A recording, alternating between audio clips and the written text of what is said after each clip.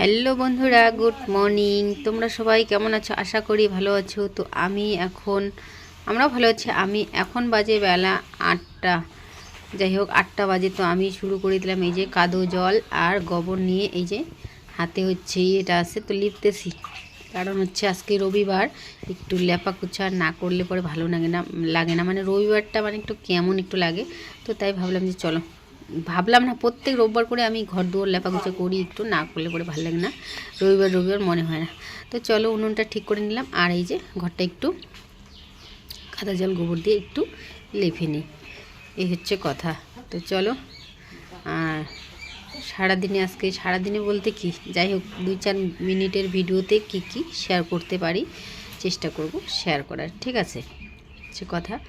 তো এই যে পুরো ঘরটা এখন লিপে নিব। আর সোয়েটার ময়টার কিচ্ছু খুলি নাই, ঠান্ডায় করতেছে। আর আকাশের ওয়েদারটা একটু মানে কেমন যেন গন্ডগোল, কি জানি বৃষ্টি আসবে নাকি এরকম একটা ভাব। তো চলো ঘরটা লিপে বের করলাম। এখন হচ্ছে এই যে পিঁড়িটা লিপে তারপর কি করতেছি না করতেছি চলো শেয়ার করব আর কি। বাসন কোসন বের করে রাখা আছে অনেকগুলো, কলপাড়ে হাঁড়ি কড়াই, যাই সমস্ত বাসন কুসন চা খাওয়ার মানে যাই হোক কালকেরও আছে। তো এখন বাসন কুসনগুলো মাইজে নিব, ঘরটায় যে পিঁড়িটা লিপে করে নিব। সংসারে কত কিনা কাজকর্ম করতে লাগে, সংসারে কাজ আর শেষ হয় না। যতদিন জীবনটা আছে ততদিন কাজকর্ম আছে, মানে একটার পর একটা থাইকেই যায়, কাজ আর শেষ হয় না।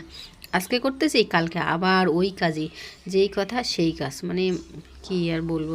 এটা আমার ক্ষেত্রে সবার একই কাজকর্ম, বাড়ির বউদের এই আর কি। আর যারা চাকরি বাকরি করে, যাদের পয়সা কড়ি আছে তাদের করতে লাগে না, তারা সব কিছু পয়সা দিয়ে করতে পারে। আর আমাদের পয়সা দিয়ে করাতে দূরের কথা, বাবা আমরা খাওয়ার জন্যই পয়সা কড়ি পাই না, এই হচ্ছে কথা। তো চলো লিপে নিলাম। এখন হচ্ছে এই যে দেখো কতগুলো বাসন মাঝে নিয়ে আসছি। তো এখন বাসনগুলো ঠিকঠাক জায়গা মতো রেখে দেবো। বেলা কিন্তু এদিকে 9টা বাজতে চললো না, 9টা বাজে গেছে। আর কাপড়ও ভিজানো আছে, কাপড় টাপড় ভিজে এনে তারপর রান্নাবাড়ি করতে হবে। চলো দেখতে থাকো কতটুকুন শেয়ার করতে পারি, ঠিক আছে। আর ঘরটা অন্ধকার লাগতেছে, যাই হোক কোনো ব্যাপার না। অন্ধকার তো না, মানে ধোয়া হয়ে গেছে কেন জানি না। তো চলো এখন হচ্ছে বাথরুমগুলো ঠিকঠাক করে রাখে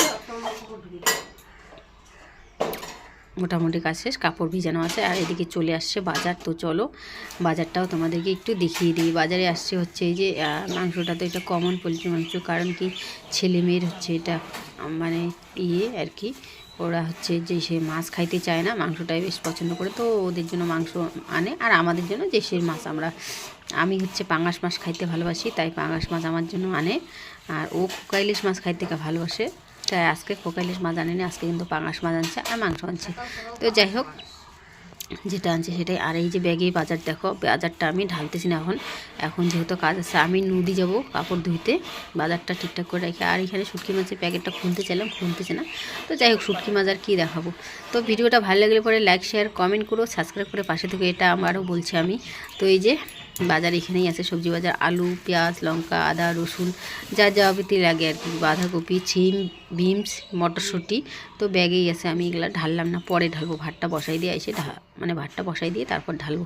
তো দেখো একবারে চলে আসলাম রান্নাবাড়ি শেষে। তো কী রান্না করলাম, বাজারে তো আসলো, ওই রান্না তো করলাম এই, ঠিক আছে। করলাম হচ্ছে এই যে পোলট্রির মাংস। তো মাংসটা এখানে কড়াইটা নামিয়ে নিছি, হয়ে গেছে, গরমটা দিয়ে নামিয়ে নিয়ে এখানে রাখলাম এই যে গামলাটার উপরে। তো ঢালে নেব পরে। তো চলো তোমাদেরকে একটু দেখিয়ে দিই এক ঝলক, ভাবলাম যে। আর এদিকে রান্না করলাম